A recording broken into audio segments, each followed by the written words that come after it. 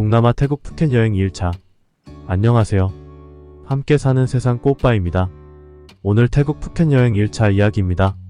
어젯밤 늦은 시간 도착을 해서 밤늦게 음주를 했으니 오전은 조식을 포기하고 숙면을 하기로 했어요.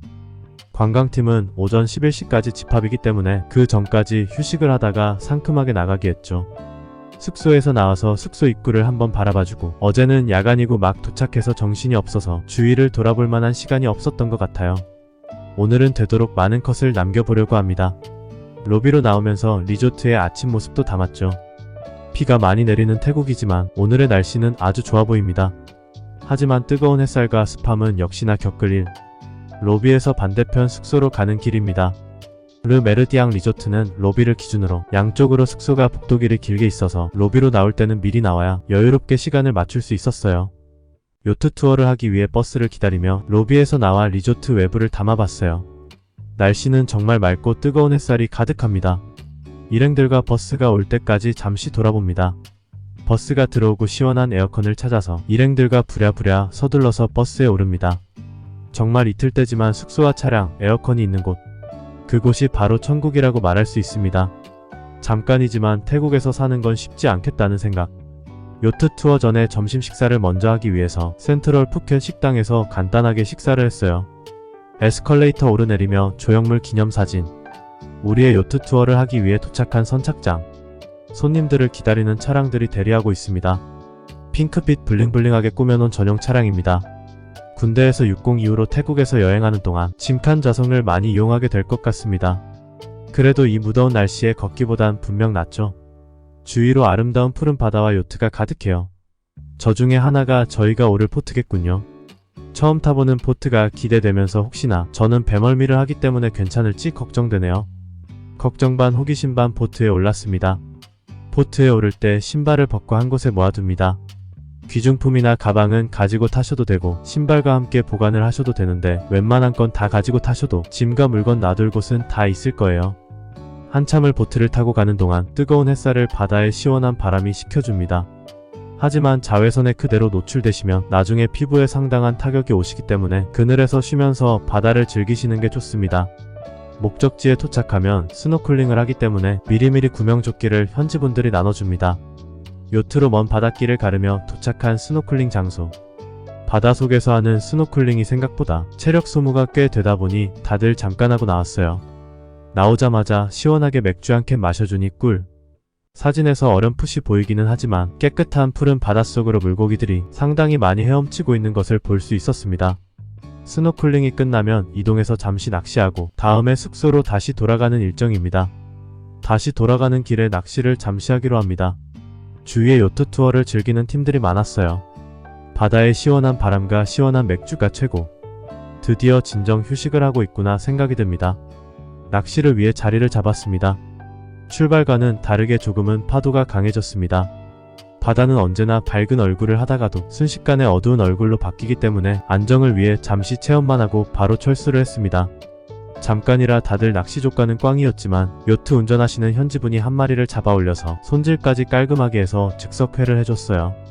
신선한 고기의 맛이지만 우리나라 회에 비해서 살이 무르다고 해야 할까 쫄깃한 식감이 적어요.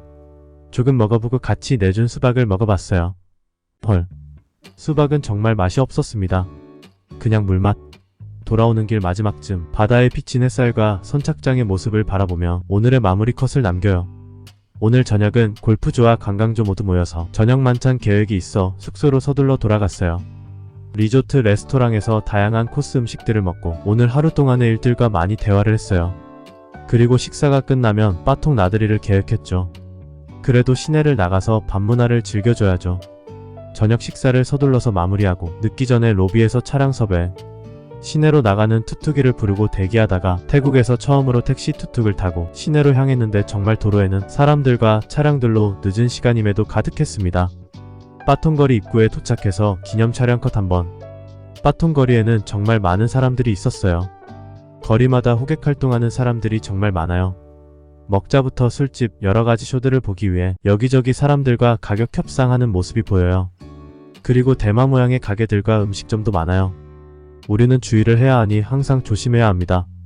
밤거리를 돌아다니며 구경하다가 그래도 어디 가나 먹거리가 최고인지라 길거리 음식을 먹기로 선택했죠.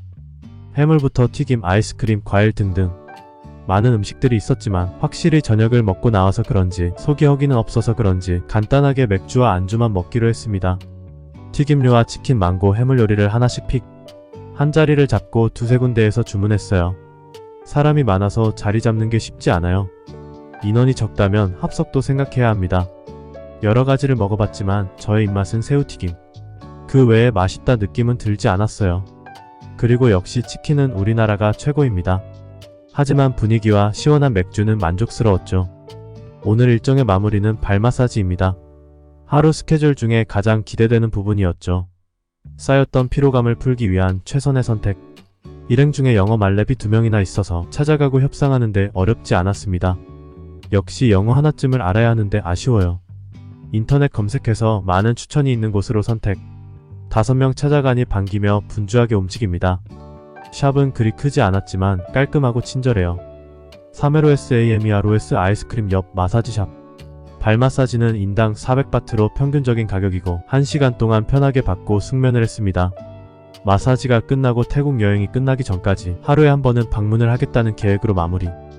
마지막 날은 기본 일정에 있으니 내일은 나와서 타이 마사지를 받기로 계획하고 우리는 오늘만 음주를 즐기고 단체 일정 일행들과 벗어나서 따로 시내를 돌기로 계획을 했습니다. 숙소로 돌아가기 위해 툭툭이 기다리고 있어요. 샵에서 차량을 예약해줬는데 툭툭이가 아닌 같은 가격의 SUV 차량이 와서 에어컨을 틀고 편안하고 시원하게 숙소로 왔습니다. 숙소로 돌아와서 빠르게 샤워를 하고 한방으로 모이기로 하고 태국의 2번째 밤을 술로 달렸어요. 술을 즐겁게 마시고 방으로 돌아가는 길. 로비에서 밤 늦게 도착한 중국인 단체들이 우르르 들어왔어요. 학생들로 보이고 시끌벅적하게 들어오더군요. 어떤 여학생이 늦은 밤 돌아다니는 저를 보고 직원인 줄 알았는지 중국말로 뭔가 물어보더군요. 난감한 상황에 한국말로 아니야 한마디 하고 복귀.